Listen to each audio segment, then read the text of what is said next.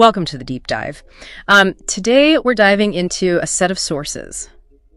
Really interesting stuff. Yeah, they tackle some huge ideas like global transformation, unity. And, what building real-world peace might actually truly look like. We've got material here laying out a vision, basically. It pulls from, ancient concepts, but applies them right now. To the challenges we're all seeing. So our mission, as always, is to cut through the noise, find the core insights for you. And help you grasp the main message about moving towards maybe a more peaceful world without getting lost. Right.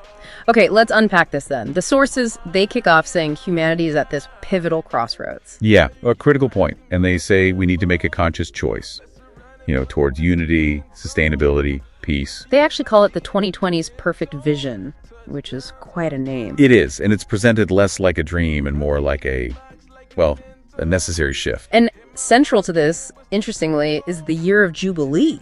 Which is fascinating, because they don't just treat it as like ancient history, debt cancel, land returned every 50 years. No, they really elevate it. It becomes this powerful metaphor for right now. Exactly. A metaphor for choosing consciously to hit reset, to forgive, to rebuild things globally on foundations of, justice and love.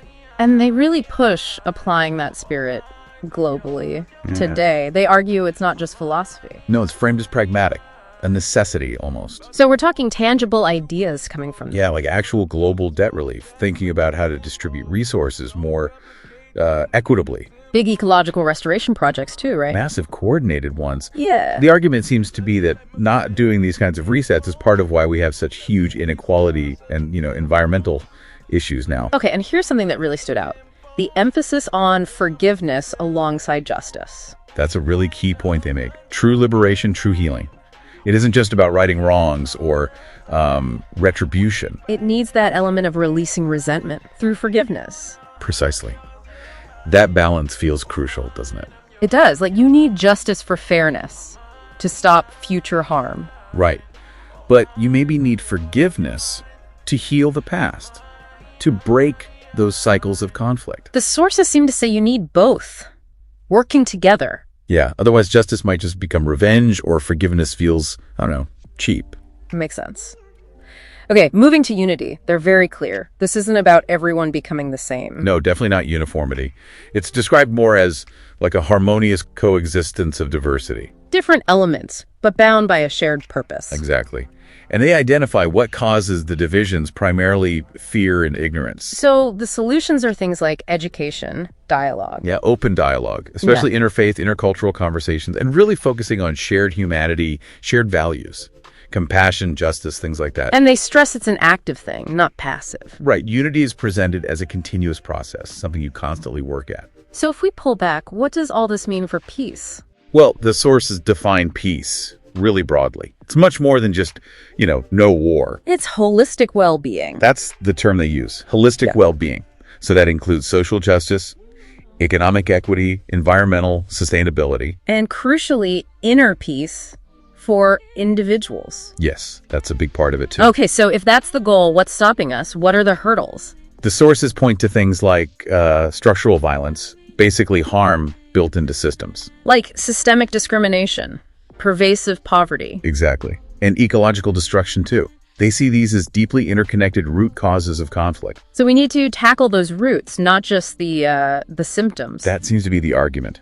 And they really highlight the personal angle too. The inner peace idea. Yeah. Cultivating mindfulness, empathy, forgiveness within ourselves, that's presented as foundational, like the starting point for outer peace. So the call to action here feels collective. Very much so. It's an imperative for everyone, not just leaders. Every individual has a role in this kind of multi-layered approach. Right. Personal work, community action, global advocacy. They even mention digital platforms as tools to maybe speed things up. So there's a synergy there between inner change and collective outer action. A powerful one, yeah. That seems key. So pulling this together for you, the listener, what does it all mean?